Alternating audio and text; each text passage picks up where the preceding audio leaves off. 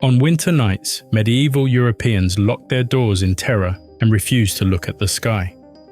Why? Because the wild hunt was coming, a ghostly army led by gods, demons, or cursed kings. For over 1,000 years, stories of these spectral riders spread across Europe. Today, we're uncovering the truth behind the wild hunt, from Odin's storm riders to the devil's hounds, and why this myth still haunts us today. Welcome to the mysteries of mythology, the wild hunt. The wild hunt's roots may reach back to the earliest Indo-European peoples, who believed that certain times of year thinned the barrier between our world and the realm of spirits. Bronze Age carvings in Scandinavia show figures on horseback, processions, and ships sailing beyond the ordinary world.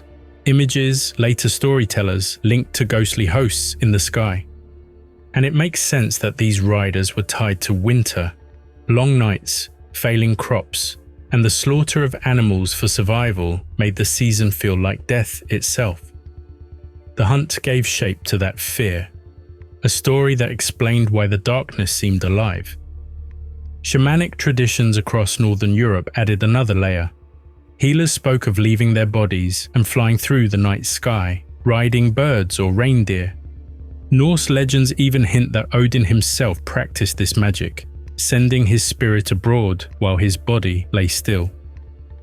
In such visions, some claim to see whole processions of the dead, an image that may have sparked the earliest wild hunt myths.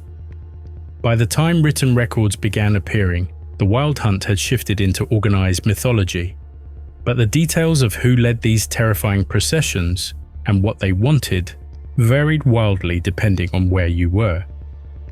Our journey begins in the Germanic lands, where people looked up on stormy nights and believed the wild hunt was led by a figure both feared and worshipped. In the Germanic world, the wild hunt had a name that still chills the blood: the wilde Jagd, the wild hunt. It was imagined as a furious chase across the sky, led by Wotan, known to the Norse as Odin, the All-Father. Picture him as medieval Germans did, a one-eyed figure in a shadowed cloak, hat pulled low, astride the eight-legged horse Sleipnir. Storm clouds gathered in his wake, thunder rolled like hooves, and behind him came a host of the dead, restless spirits who could not find peace, driven to ride with their god through the winter sky. The hunt wasn't random. Odin sought specific quarry, the souls of those who had died dishonorably, spirits who refused to rest, and sometimes living humans who had committed grave sins. His companions included massive wolves and his two ravens, Hugin and Munin, who scouted ahead for prey. In Norway, the hunt was called the Chasse-galerie, and the stories grew even darker. Here, the procession included not just fallen warriors, but anyone who had died a violent or untimely death. Murdered victims, suicides, women who died in childbirth, all were doomed to ride forever with the hunt. But it wasn't just a select few they went after. Folklore from Norway tells of the Chasse-galerie carrying off farmers who never returned, while Jacob Grimm's collections mention travelers forced to ride with the wilde Jagd until they collapsed. Some stories even spoke of mortals returning years later, unchanged in age, as if they had spent decades in another world. Others were never seen again.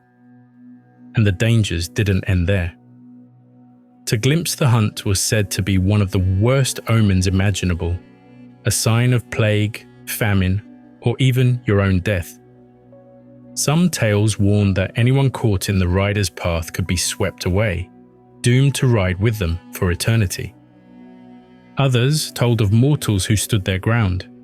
A few were rewarded with gold for their bravery, but most were cursed, their only hope of release lying with a priest or a wise one. One way or another, the hunt never left without a prize. Norse sources describe the hunt's arrival with unmistakable signs: sudden violent winds on clear nights, the sound of hunting horns echoing from empty skies, and the howling of hounds where no earthly dogs could be. Those wise enough to recognize these warnings would throw themselves face down on the ground until the procession passed, praying they wouldn't be noticed by the All-Father's burning gaze. But not every Germanic wild hunt was led by Odin. In some places, the riders followed powerful women. One story tells of Frau Gauden, a noble woman who loved hunting so much that she said it was better than heaven. As punishment, she and her daughters were cursed to ride forever, with her daughters turned into ghostly hounds. Another tale speaks of Berchtha, a winter spirit dressed in white, who punished lazy people but rewarded the hardworking with silver coins. And there was Frau Holle, remembered as Old Mother Frost, who shook out her featherbed to make it snow and sometimes appeared with a host of spirits. Other regions named different leaders. In Germany, people told of Count Hackelberg, a nobleman so devoted to hunting that he was cursed to ride forever. In Wales, the hunt was said to follow Gwyn ap Nudd, the king of Annwn, ruler of the otherworld. Some traditions even claim the biblical Cain wandered at the head of the riders, punished for eternity. And in English lore, King Herne, a legendary figure, was remembered as leading a phantom army through the countryside. Each tale reshaped the hunt, giving it new faces but the same terror. But across the sea, the Celts had their own version, one even more chilling, with hounds whose howls could freeze a soul. While Germanic people feared Odin's riders, Celtic cultures in Old Britain had their own terrifying version, the Cŵn Annwn, the hounds of the otherworld. These weren't ordinary hunting dogs. They were white as fresh snow with ears red as blood, and their howling could freeze a person's soul. The Welsh knew these hounds belonged to Arawn, king of Annwn, the Celtic otherworld.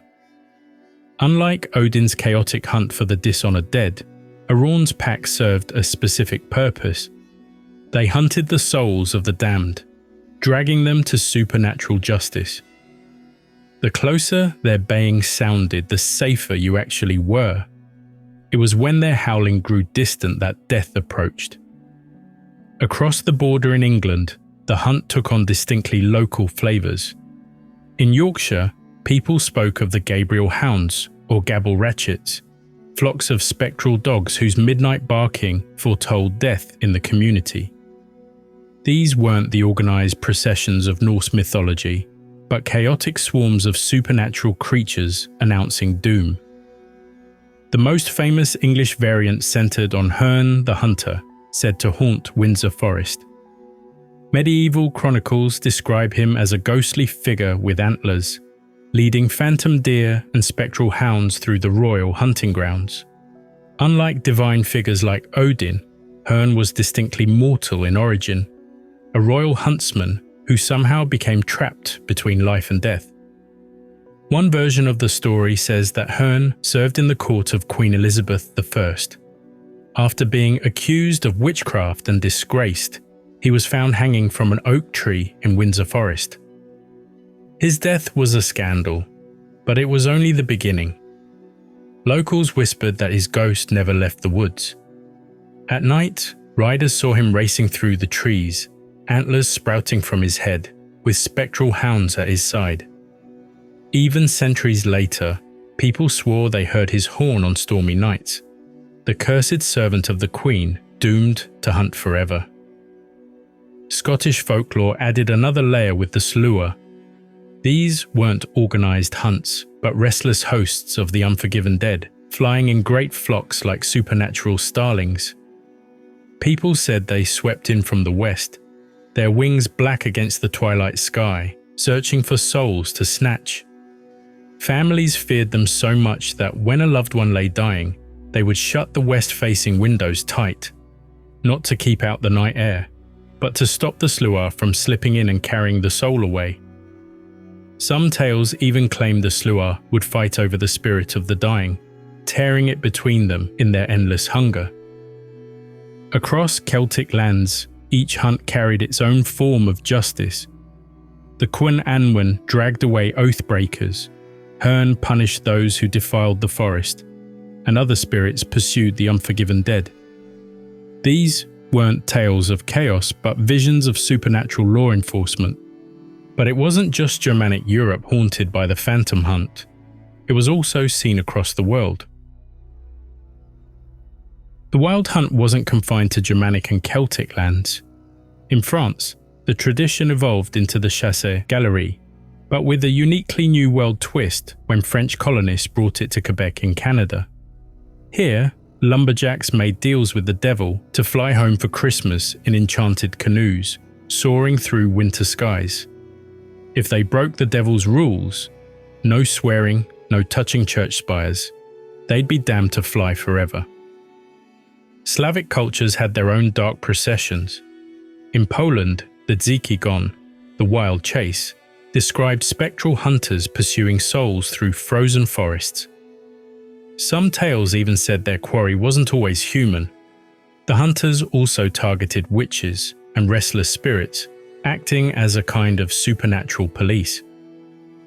Russian stories told of ghostly hounds and spirit hosts sweeping across the night sky.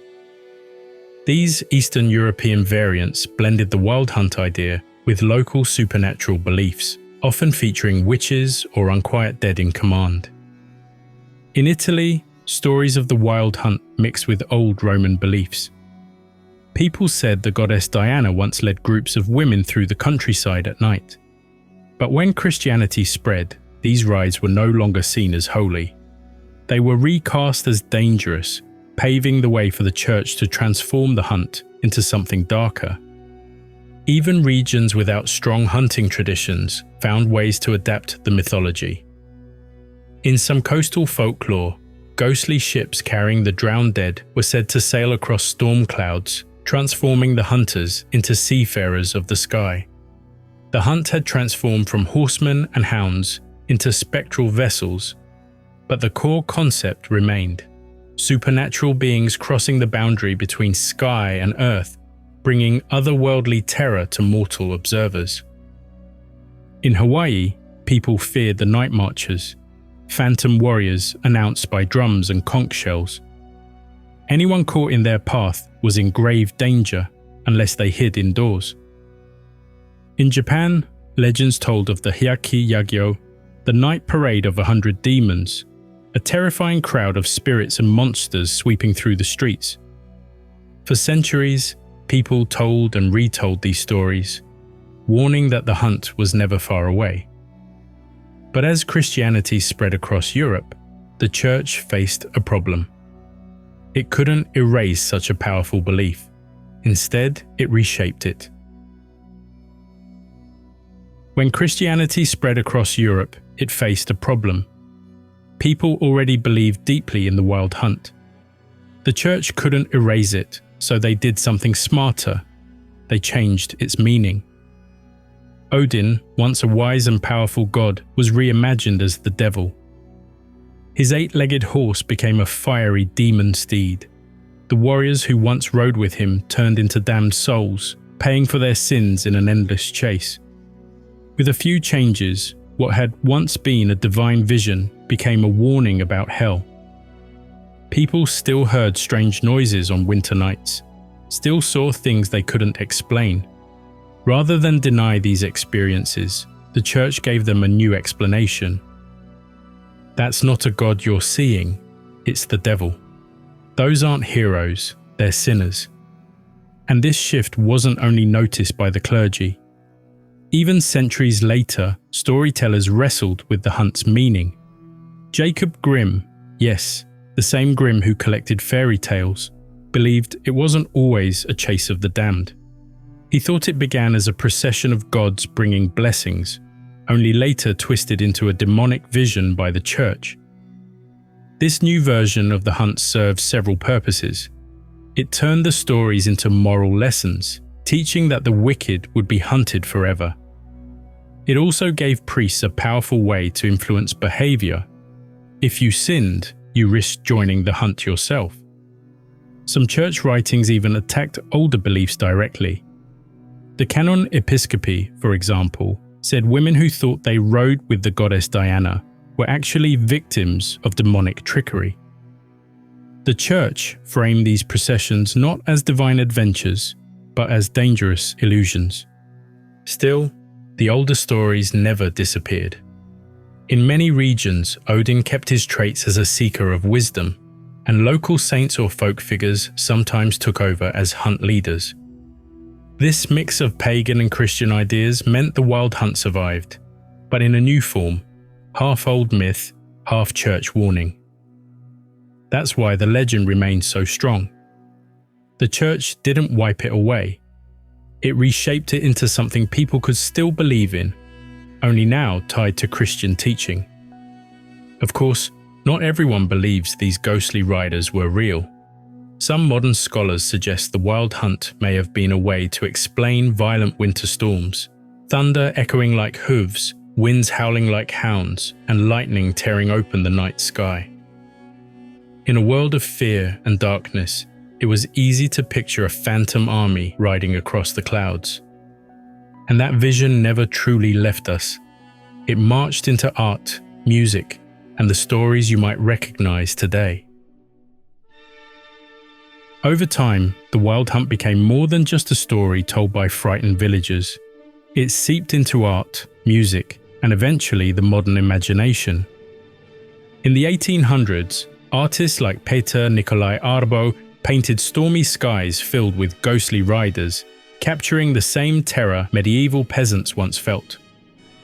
Writers such as Goethe in his poem Der Erlkönig and composers like Richard Wagner in The Flying Dutchman drew on that sense of unstoppable doom.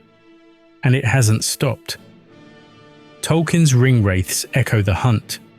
The wild hunt rides again in The Witcher. And even comics like Hellboy borrow its imagery. Whenever storytellers want to capture the dread of being hunted by forces beyond human control, they reach for the wild hunt. It endures because it still works.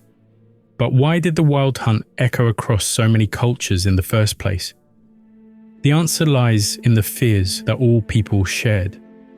Winter was the season when death felt closest.